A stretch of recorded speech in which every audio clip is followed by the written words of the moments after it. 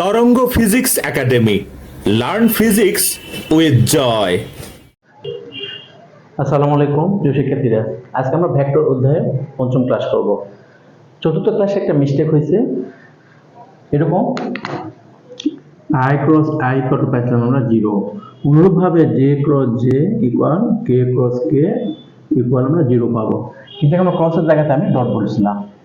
আর vector ত্রিভুজ সূত্রে ত্রিভুজের দুটি বাহু বরাবর একই ক্রমে দুটি ভেক্টর মান ও দিকে ক্রিয়া করলে তৃতীয় বাহু বিপরীত ক্রমে লব্ধি ভেক্টর মান ও দিক নির্দেশ করবে।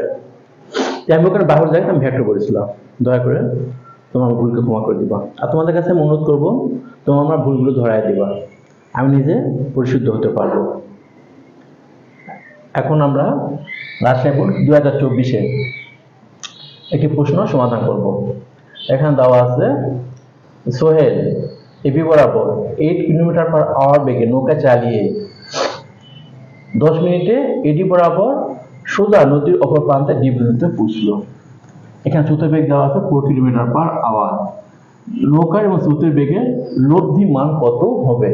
তো লব্ধি বেগ আমরা কত জানি, আর equal to √p² + q² + 2pq cos alpha. তো 8a² + 4a² + 2 × 8 × 4 cos। এখানে আলফার মানটা আমাকে নির্ণয় করতে হবে, আলফার মানটা আমাকে জানতে হবে। যেহেতু সোহেল এডি বরাবর অপর প্রান্তে সোজা ডি বিন্দুতে পড়ছে, সেক্ষেত্রে লব্ধি দিক থিটা সমান পাবো আমি 90 ডিগ্রি। আমরা জানি লব্ধি দিক tan থিটা ইকুয়াল, এই সমীকরণটা তোমরা ভালো করে মনে রাখবা। আবার বলেছি তোমরা ভালো করে মনে রাখবা, tan থিটা ইকুয়াল টু লম্ব sin আলফা ডিভাইডেড ভূমি প্লাস লম্ব cos আলফা। তো এখানে লম্ব বরাবর p নিছি, আমি ভূমি বরাবর q নিছি, তাহলে p sin alpha divided q plus p cos alpha. আমরা জানি tan theta equal to sin theta divided cos theta. তো এখানে sin 90 ডিগ্রি ডিভাইডেড cos 90 ডিগ্রি, sin 90 ডিগ্রি মান 1, cos 90 ডিগ্রি মান 0। তাহলে এখান থেকে আমি পাবো 4 + 8 cos আলফা ইকুয়াল টু 0 বা 8 cos আলফা ইকুয়াল টু -4। তা alpha equal to cos inverse -4 divided 8, অর্থাৎ -হাফ। cos -হাফ এর দাম 120 ডিগ্রি। এখানে আমি cos আলফা মান বসায় দেব 120 ডিগ্রি। টোটাল মানটা এখানে -হাফ দিয়ে গুণ করলে এখানে পাবো 432 × 2 64, 2 দিয়ে ভাগ করলে 32 হবে, এখানে 8 8 64 পাবো, এখানে পাবো আমি 16। টোটাল মান আসবে √48, এখানে মান পাবো 6.92 কিলোমিটার/আওয়ার। অর্থাৎ এখানে লব্ধি বেগ হবে 6.92 কিলোমিটার/আওয়ার। তো শিক্ষার্থীরা, এখানে ঘ নম্বর প্রশ্নে দেওয়া আছে যে সোহেল এডি বরাবর 10 মিনিট অপর প্রান্তে পৌঁছলে এডি এর দূরত্ব, একই সাথে রোহান এডি বরাবর 10 কিলোমিটার/আওয়ার বেগে নৌকা চালিয়ে এসি বরাবর সি বিন্দুতে পৌঁছলো। এক্ষেত্রে এডি ও ডিসি এর দূরত্ব একই হবে, গাণিতিকভাবে বিশ্লেষণ করো। তো এখানে আমরা সোহেলের লব্ধি বেগ কত পেয়েছি, আর ইকুয়াল টু 6.92 কিলোমিটার/আওয়ার, আর সোহেলের সময় লাগছে t ইকুয়াল টু 10 মিনিট। তাই এডি বরাবর সোহেলের 10 মিনিটের অধিকাংশ দূরত্ব এডি সমান পাবো আমরা ভিটি, ভির জায়গায় এখানে পাবো RT, আর এর মান 6.92, এবং টি এর মান 10 মিনিট দেওয়া আছে, তাকে আমি 7 দ্বারা ভাগ করে আওয়ার করছি, তাহলে এত আওয়ার হলে এখানে আসছে 1.15 কিলোমিটার। এরপর আমরা ডিসি এর দূরত্ব নির্ণয় করব। যেহেতু রোহান এডি বরাবর 10 কিলোমিটার/আওয়ার বেগে নৌকা চালাচ্ছে এবং স্রোতের বেগ v ইকুয়াল টু 4 কিলোমিটার/আওয়ার, তাহলে ইউ এবং ভি এর মধ্যবর্তী কোণ আলফা সমান পাবো আমরা এখানে 90 ডিগ্রি। এক্ষেত্রে লব্ধি দিক হবে tan থিটা ইকুয়াল টু, আবার বলেছি, লম্ব sin আলফা বা ভূমি প্লাস লম্ব cos আলফা।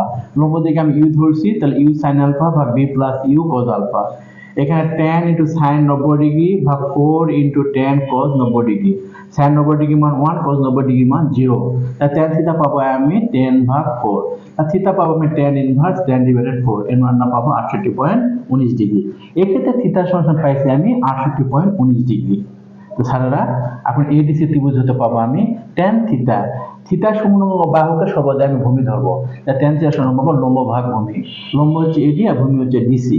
সেক্ষেত্রে ডিসি সমান পাবো আমি এডি ভাগ tan থিটা, 1.15 ভাগ tan থিটা মান পাইছি আমি 68.19, এর মানটা আমি রেজাল্টটা পাবো 0.46 কিলোমিটার।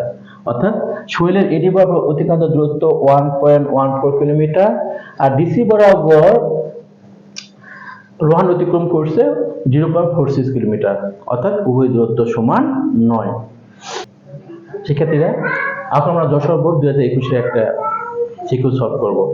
এখন আছে রবিন তার বাড়ির সামনে থাকা 1000 মিটার প্রশস্তের একটি নদীর অপর প্রান্তে কলেজে যাওয়ার জন্য 10 মিনিট আগে নদীর স্রোতের সাথে 120 ডিগ্রি কোণে এবি বরাবর 10 কিলোমিটার পার আওয়ার বেগে যাত্রা শুরু করে সোজা অপর প্রান্তে এসি ভাবে সি বিন্দুতে পৌঁছলো। এখানে আমাদের বের করতে হবে স্রোতের বেগ ভি এর মান কত। যেহেতু রবিন এসি বরাবর সোজা অপর প্রান্তে সি বিন্দুতে পৌঁছে, অর্থাৎ লব্ধির দিক থিটা সমান পাবো আমি 90 ডিগ্রি। এখান থেকে আমরা ট্যান থিটা সমান কি জানি? ট্যান থিটা ইকুয়াল টু লম্ব সাইন আলফা বা ভূমি প্লাস লম্ব কস আলফা। তো লম্ব দিকে ইউ ধরছি, u sine alpha divided v plus u cos alpha. তো লম্ব সাইন আলফা এখানে পাবো আমি থিটা সমান 90 ডিগ্রি, তাহলে ট্যান থিটা সমান পাবো সাইন থিটা বা কস থিটা, অর্থাৎ সাইন 90 ডিগ্রি বা cos 90 degree equal to 10 sine alpha 10 sine 120 degree বা ভি প্লাস 10 কস 120 ডিগ্রি।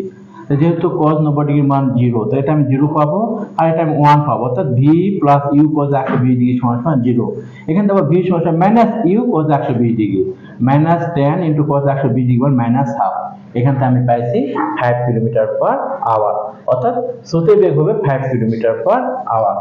রবিনকে যথাসময়ে কলেজে বুঝতে পারবে, গাণিতিকভাবে বিশ্লেষণ করো। তো এখানে আমি রবিনের বেগ পাইছিলাম, এখানে নৌকার বেগ পাইছিলাম u সমান 10 কিলোমিটার পার আওয়ার। স্রোতের বেগ পাইছি v equal to 5 kilometre per hour. u এবং v এর মধ্যবর্তী কোণ আলফা সমান 120 ডিগ্রি। অতএব লব্ধি বেগ r সমান পাবো আমরা u স্কয়ার যোগ v square plus 2uv cos alpha. এখানে মানটা আমি পাবো √75 এত কিলোমিটার পার আওয়ার। তো স্যার নদীর প্রস্থ কত ছিল স্যার? নদীর প্রস্থ ছিল 1000 মিটার, সমান 1 কিলোমিটার ধরছি। তারপর সময় পাবো t সমান d ডিভাইডেড r, অর্থাৎ s সমান সমান vt, আর vt সমান সমান s ডিভাইড vt সমান সমান হবে s, আর t সমান সমান s ডিভাইডেড v। তাহলে দূরত্ব এখানে d ধরছি আর আমি v এর জায়গায় এখানে লব্ধি বেগ r ধরছি। তো এই মানটা আওয়ারে বের করে নেওয়ার পরে আমি 7 দ্বারা গুণ করে মিনিট করব। মিনিট করে আমি মিনিটের মান পাবো 6 পয়েন্ট সামথিং। তো মানটা বের করে নিবা। তাহলে রবিনের ব্যয়িত সময় কত সময় পূর্বে বের হয়েছিল? 10 মিনিট পূর্বে। 10 মিনিট পূর্বে বের হওয়ার পর রবিনের নদী পার হতে সময় লাগছে 6 পয়েন্ট সামথিং মিনিট, অর্থাৎ রবিন যথাসময়ের পূর্বে কলেজে পৌঁছতে পারবে। আশা রাখি তুমি বুঝতে পারছো। তো নেক্সট তোমাদের এই জাতীয় আরো যদি সমস্যা থাকে তোমার আমার সাথে যোগাযোগ করবা, আমি যতটুকু পারি সমাধান করে দেওয়ার চেষ্টা করব। আর আমার সঙ্গে যে শিক্ষার্থীরা আছে তোমরা যদি ফিজিক্যাল প্রাইভেট আমার সাথে পড়তে চাও আমার সাথে যোগাযোগ করো। আমি এটিও প্রতিদিনের সম্পূর্ণ ফ্রি পড়াই। আজকে 25 আগস্ট 2024, আমাদের যুদ্ধ এখনো শেষ হয় না। আমাদের বন্যা তত্ত্বের জন্য আমরা এখনো যতটুকু পারি সাহায্য সহযোগিতা অব্যাহত রাখবো। আর তোমার সকলকে উজ্জীবিত করবা। তোমার সকলের সুস্থতা কামনা করে আজকে ক্লাসটা আমি এখানে শেষ করলাম। আসসালামু আলাইকুম।